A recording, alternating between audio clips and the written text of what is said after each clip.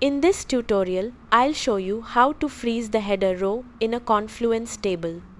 By the end of this video, you'll know how to keep your column headings visible while scrolling, making large tables much easier to read. First, open the Confluence page that contains your table and click Edit if you need to make changes.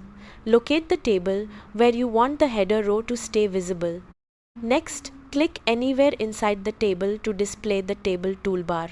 Open Table Options and make sure Header Row is enabled. Once selected, the first row will be formatted as the table header. After setting the header row, save your changes by clicking Publish or Update. Now, scroll down through your table. If you're using a standard Confluence table, the header row will automatically remain pinned at the top of the table as you scroll, making it easy to identify each column. If the header doesn't stay fixed, check that you're using a standard Confluence table. The first row is marked as a header and the table isn't nested inside another table or page layout. Also, avoid using merged cells in the header row, as they can prevent the sticky header from working correctly.